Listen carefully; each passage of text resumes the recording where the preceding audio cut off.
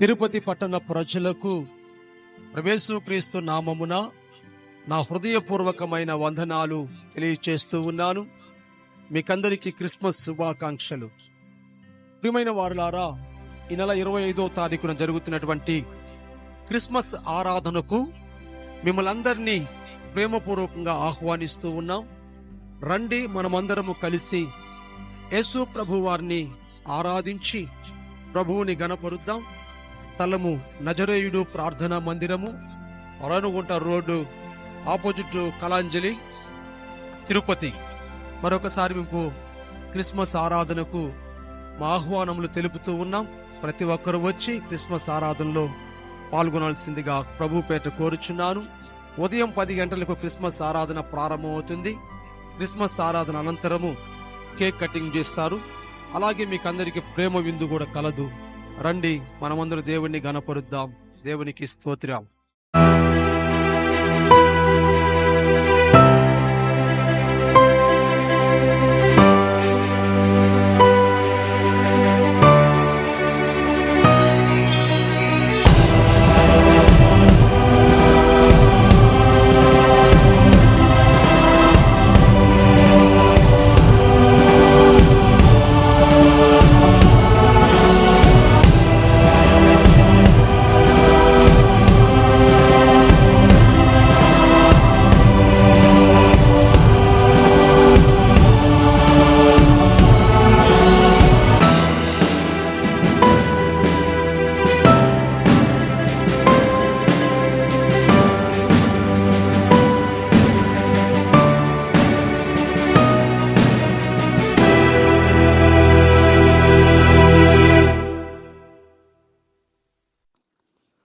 దేవునికి మహిమ కలుగును గాక. దేవునికి స్తోత్రములు.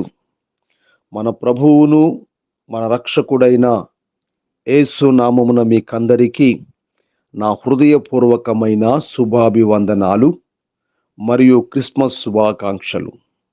ప్రియమైన దేవుని జనమా, దేవుని వాక్య భాగములకు మనం వెళ్దాం. రోజు అంశం ఏంటంటే, హేరోదు యెరూషలేము ప్రజలు ఎందుకు కలవరపడ్డారు.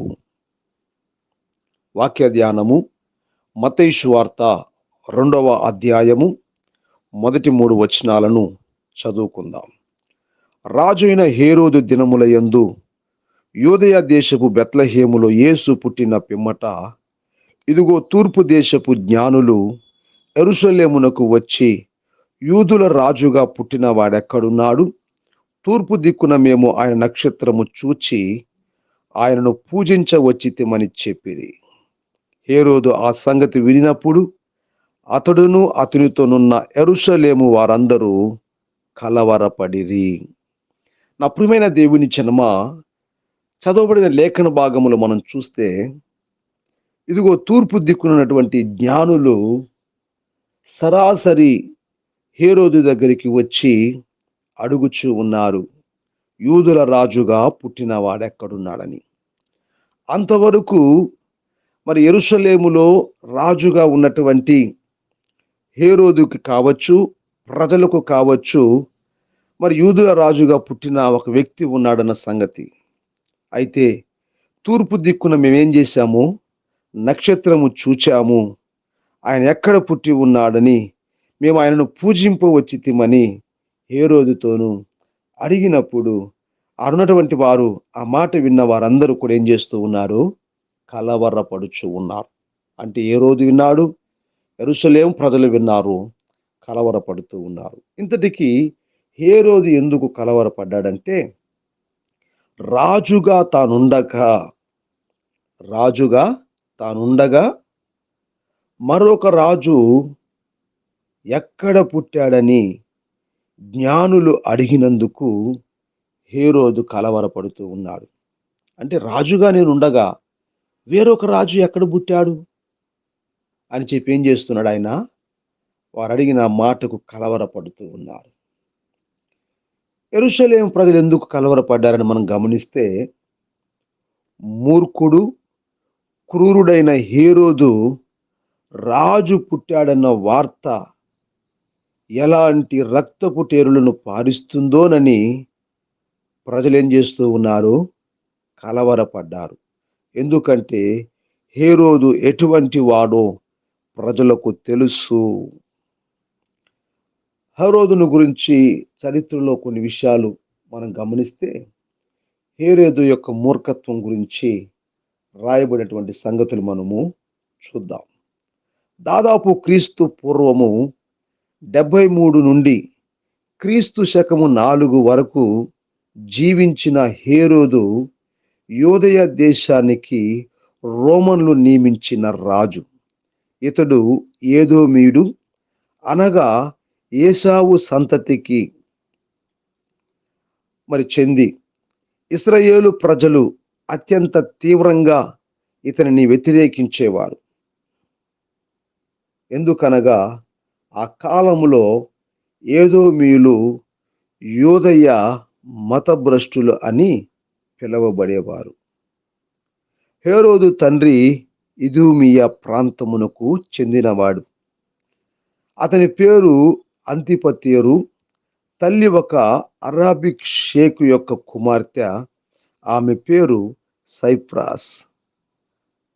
పంపి మరియు జూలియస్ సీజర్కు జరిగిన యుద్ధములో హేరోదు తండ్రి జూలియస్ సీజర్ను సంహరించినందున ప్రతిఫలముగా రోమన్ పౌరసత్వమును పొందాడు.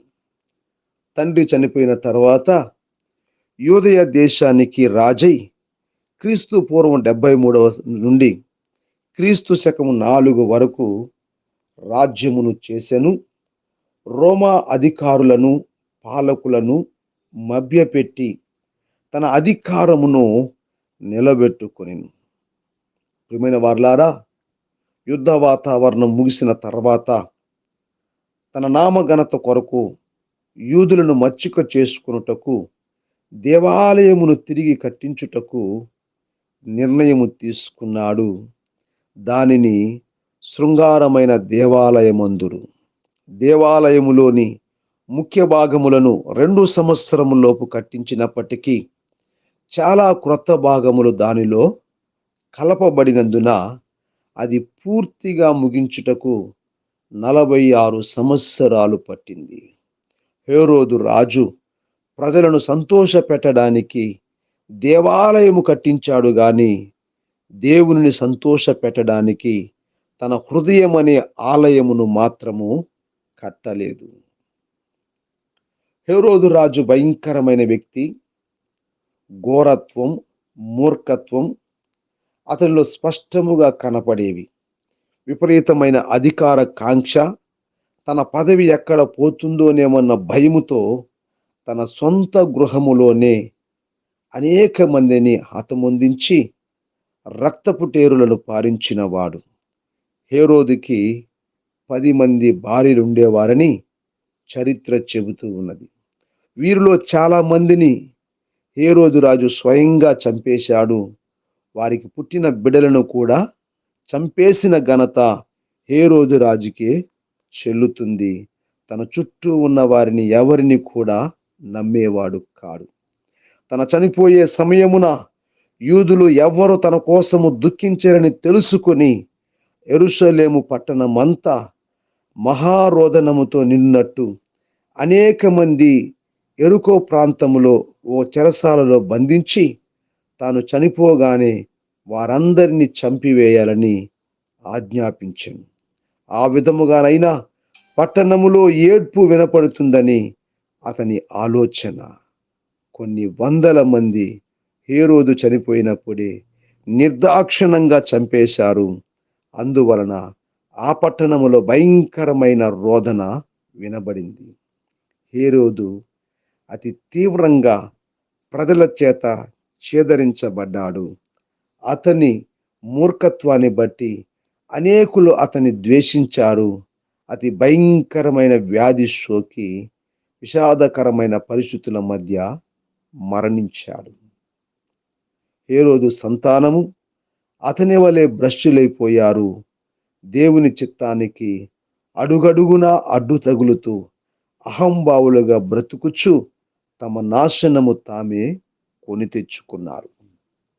హేరోదు యొక్క అన్వేషణ గురించి మనం చూస్తే మరి మత్తయి సువార్త 2వ అధ్యాయములో 4-6 వరకు. కాబట్టి రాజు ప్రధాన యాజకులను ప్రజలలో నుండి శాస్త్రులను అందరినీ సమకూర్చి క్రీస్తు ఎక్కడ పుట్టాడని వారిని అడిగెను. అందుకు వారు యూదయ బెత్లెహేములోనే, ఏలయనగా యూదయ దేశపు బెత్లెహేమా, నీవు యూదా ప్రధానులలో ఎంత మాత్రము అల్పమైన దానవు కావు, ఇశ్రాయేలును నా ప్రజలను పాలించు అధిపతి నీలో నుండి వచ్చును అని ప్రవక్తల ద్వారా వ్రాయబడినది అతడు తెలుసుకుంటూ ఉన్నాడు. అంతవరకు దేవునికి స్తోత్రములు కలుగును గాక. అంతవరకు రకరకముల విషయాల గురించి ఆసక్తిని కనపరిచిన హేరోదు ఎప్పుడైతే యూదుల రాజుగా పుట్టాడన్నటువంటి సంగతి తెలుసుకున్న తర్వాత క్రీస్తుని గూర్చి స్పష్టముగా తెలుసుకున్నటకు ప్రయత్నించాడు. హుటాహుటిన ప్రధాన యాజకులను, శాస్త్రులను పిలిపించి అన్వేషణ ప్రారంభించాడు. అయితే ఆ అన్వేషణ క్రీస్తును అంగీకరించుటకు కాదు, క్రీస్తుని సంహరించడానికి. నా ప్రియమైన వారులారా, ఎంత భయానకమో చూడండి. ఆ కాలములో ప్రధాన యాజకులు దేవాలయములో ఉండి ఆరాధన జరిగించుటకు ఏర్పరచబడిన వారు. శాస్త్రులు పాత నిబంధన కాలములోని లేఖనాలను, వాటి భాగాలను వ్రాస్తుండేవారు. వారు ధర్మశాస్త్రమును బాగుగా ఎరిగిన వారు గనుక ధర్మశాస్త్రమును గురించి ప్రజలకు బోధించిన వారు. కానీ వారిని ప్రిలారా ధర్మశాస్త్రోపదేశకులని పిలిచేవారు. ప్రధాన యాజకులు, శాస్త్రులు సభ్యులుగా ఏర్పడి స్తోత్రం సెన్వేంద్రిన్ అనేటువంటి ఒక స్థలములో, అనగా యూదుల సభది, దానిలో ప్రధాన యాజకునితో కలిసి 70 మంది పురుషులు ఉంటారు. వారందరూ యూదామత ప్రవిష్టులు. వారు యూదులకు సంబంధించిన పౌర సంబంధమైన మతపరమైన విషయాలు చర్చించుచు సమస్యలను పరిష్కరించుటకు ఏర్పరచబడిన వారు. వారి నుండి సరైన జవాబే వచ్చింది. రక్షకుడు ఖచ్చితంగా బెత్లెహేములోనే పుడతాడని లేఖనములను, ప్రవచనములను దేవునికి స్తోత్రం క్లుప్తంగా వారు అధ్యయనం చేసినందువలన ఖచ్చితంగా చెప్పగలిగినారు. హేరోదుకు జవాబు తెలిసింది. క్రీస్తు అనగా రక్షకుడు, లోకమును రక్షించే రక్షకుడని హేరోదుకు తెలిసిన ఆయనను అంగీకరించు హృదయము మట్టుకు అతనికి లేదు. ప్రస్తుత ప్రపంచములో చాలా మంది పరిశుద్ధ గ్రంథమైనటువంటి బైబిల్ని చదువుతున్నారు. రాత్రింబగలు చదువుతూ ఉన్నారు. బైబిల్ని భక్తితో చదువుచున్నాం అనుకోవడం పొరపాటే. ఎందుకంటే వారు బైబిల్లో ఏదైనా తప్పు కనుగొని స్తోత్రం దేవుణ్ణి దూషించాలనేటువంటి వాటి విషయమై ఎతుకుచూ ఉన్నారు. అయితే అది వారి వలన జరిగే పని కాదు. బైబిల్లో తప్పులు చూపించాలని వారు చేస్తున్న ప్రయత్నాలు ఏవి కూడా ఫలించలేదు. ఎంతో మంది బైబిల్లో తప్పులు చూపించాలని వెతికిన వారు ఆఖరుకు బైబిలుకు, అనగా క్రీస్తుకు దాసులైపోయారు. రోజుల్లో చాలా మంది సత్యమును తెలుసుకోవాలని తపన, ఆసక్తి కలిగి ఉన్నారు. దేవుని చూడాలని, ఆయనను చేరుకోవాలని ఎన్నో ప్రయత్నాలు చేస్తున్నారు. కానీ ఎందుకో సత్యవంతుడైన దేవుణ్ణి ఆరాధించడానికి వారికి మనస్సు అంగీకరించలేదు. సత్యం ఏనాటికైనా బయలుపరచబడక పోదు. క్రీస్తే మార్గం, ఆయనే దైవం, ఆయనే నిత్యత్వమునకు తీసుకువెళ్ళేవాడు అని కొంతమందికి తెలిసిన ఆయన సొంత రక్షకునిగా అంగీకరించలేకపోతున్నారు. హేరోదు కూడా రక్షకుని గురించిన సత్యము తెలిసింది, అయినా సరే సత్యాన్ని అంగీకరించడానికి బదులు రక్షకుడనేటువంటి యేసును సంహరించాలనుకున్నాడు. యేసు ప్రభువును బాల్యములోనే చంపివేసి యూదుల రాజుగా తాను స్థిరపడాలనుకున్నాడు. హేరోదు యొక్క అనాలోచిత నిర్ణయం మనం చూస్తే, హేరోదులో ఉన్న కలవరము ఆ దేశములోని చిన్నపిల్లలను పొట్టన పెట్టుకుంది. కలవరములో ఉన్నవాడు దేవుని దగ్గరకు రాకపోతే అనేకులను కలవరమునకు గురి చేసే పరిస్థితులు, సందర్భాలు ఖచ్చితంగా వస్తాయి. అందుకే మత్తయి 2:16 చూస్తే, ఆ జ్ఞానులు తనను అపహరించిరని హేరోదు గ్రహించి బహు ఆగ్రహము నొందిన వాడి, దేవునికి స్తోత్రం, తాను జ్ఞానుల వలన వివరముగా తెలుసుకున్న కాలమును బట్టి బెత్లెహేములోని సకల ప్రాంతములో ఉన్నటువంటి 2 సంవత్సరాలు మొదలుకొని తక్కువ వయసు గల మగపిల్లలందరినీ సంహరించెను. వాస్తవమునకు బెత్లెహేము దాని యొక్క పరిసర ప్రాంతములు అంత ఎక్కువ జనాభా కలిగిన ప్రాంతాలు కావు. బైబిల్ పండితుల అభిప్రాయం ప్రకారము మొదటి శతాబ్దములో బెత్లెహేము జనాభా 2000 మాత్రమే. వారిలో సుమారుగా 160 మంది చిన్న పిల్లలు ఆ భయంకరమైనటువంటి వధలో ప్రాణాలు కోల్పోయారని బైబిల్ పండితుల యొక్క అభిప్రాయం. హేరోదులో ఉన్న రాజకాంక్ష, సింహాసనం మీద ఉన్న మక్కువ, మరి స్తోత్రం,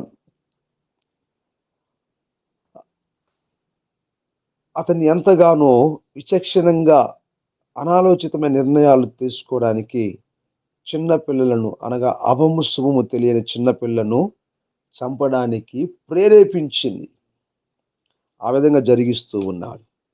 కనుక ఎన్ని విధాలుగా ప్రజల్ని బాధిస్తున్నాడు, కలవర పెడుతున్నాడు చూడండి.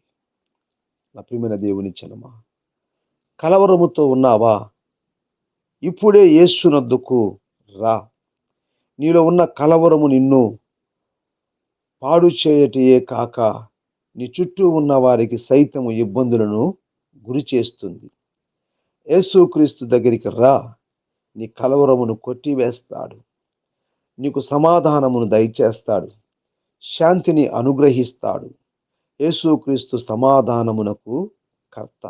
కనుక ఆయన నీలో ఉన్న కలవరాన్ని, ఆందోళనను తొలగించి శాంతిని, సమాధానం నీకు సమృద్ధిగా దయచేయగలడు. కనుక మరి యేసు ప్రభు వారు పుట్టడం ద్వారా ఆ యొక్క హేరోదు కలవరము, యెరూషలేము ప్రజల కలవరము మనం చూచాము. హేరోదు కలవరం ఏంటంటే, తాను రాజుగా ఉండక వేరొక రాజు ఎలా పుడతాడనేటువంటి, ఒకవేళ అతను రాజుగా వస్తే నా పరిస్థితి ఏంటంటే భయము చేత ఏం చేస్తున్నాడు, ఆయన కలవరపడుతూ ఉన్నాడు. అయితే యెరూషలేము యొక్క ప్రజల కలవరం ఏంటంటే, మరి మూర్ఖుడు, క్రూరుడైనటువంటి హేరోదు రాజుగా పుట్టాడైనటువంటి ఆ వార్తకు మరి ఎటువంటి నిర్ణయాలు తీసుకొని ఎలాంటి రక్తపు టేరులు పారిస్తాడేమోనని ప్రజలు కలవరపడుతున్నారు. ఎందుకంటే హేరోదు ఎటువంటి క్రూరుడో, మరి ఎటువంటి వాడో ప్రజలకు తెలుసు. అందుకే ఈ ప్రజలు కలవరపడుచు ఉన్నారు. అయితే నీవు ఈరోజు ఏ కలవరంతో ఉంటున్నావు? నీ కలవరం ఇతరుల్ని బాధించక మునిపే నీ కలవరము, నీ బాధ ఏంటో ప్రభు దగ్గరికి వచ్చి ఆయన సన్నిధిలో ఒప్పుకో, కుమ్మరించు. నీ కలవరం అంతటిని తీసివేసి నీకు సమాధానం, శాంతినిచ్చి నీకు దేవుడు సహాయకుడిగా నిలుస్తాడు. దేవుడి మాటలను దీవించును గాక. ఆమేన్. మహాపరిశుద్ధుడైన మా తండ్రి, నీకు వందనాలు. ఇంతవరకు నాయన అయా మీరు మాట్లాడే ప్రతి లేఖనాలు మాలో ఫలింపచేయండి. ఎంతమంది అయితే కలవరపడుతూ అనేక మందిని బాధిస్తూ ఉన్నారో, మరి అటువంటి వారి యొక్క కలవరమును నాయన మీరు కొట్టివేయండి. ఈ యొద్దకు వచ్చారు గనుక నీ సమాధానము, నీ శాంతిని అనుగ్రహించి అయా సమృద్ధికరమైనటువంటి హృదయానందంతో వారిని నింపమని ప్రార్థిస్తున్నాను. మీ రక్షణ వారికి కనబరచమని ప్రార్థిస్తూ ఉన్నాను. మట్టుకే కాకుండా హేరోదు కలవరము నాయన, అయా తండ్రి నాయన, అధికారమును బట్టి, దాహమును బట్టి, ఆ యొక్క సింహాసనమును బట్టి నాయనా ఎంత క్రూరంగా అతను ప్రవర్తించాడు. చివరికి అయా మూర్ఖత్వం నిర్ణయం తీసుకొని 2 సంవత్సరాల లోపునటువంటి మగపిల్లలందరినీ చంపివేస్తూ ఉన్నాడు. ఆయన స్తోత్రం. చివరికి ఆయన యొక్క మూర్ఖత్వాన్ని బట్టి ఎంతో మంది ప్రజల్ని బాధించాడు, హతలుగా చేస్తున్నాడు ఆయన. ఈరోజు ఎంతమంది అయితే అటువంటి కలవరంతో ఎంతమందిని బాధిస్తూ ఉన్నారో వారందరూ క్రీస్తు యొద్దకు వచ్చి నా నిజమైన స్వతంత్రత, నిజమైన శాంతి సమాధానమును పొందుకొని నిన్ను ఆరాధించే ప్రజలుగా మారుదురుగాకని పలుకుతూ, నాయన ప్రతి ఆటంకాలను లయము చేస్తూ యేసు నామమున ప్రజలందరికీ శుభములు ఆశీర్వాదములు పలుకుతూ యేసు నామమున ప్రార్థిస్తున్నాను తండ్రి. ఆమేన్. మన ప్రభువును మన రక్షకుడైన యేసుక్రీస్తు యొక్క అత్యంత కృప సదా మనకందరికి తోడయుండును గాక. ఆమేన్. ఆమేన్. క్రిస్మస్ శుభాకాంక్షలు.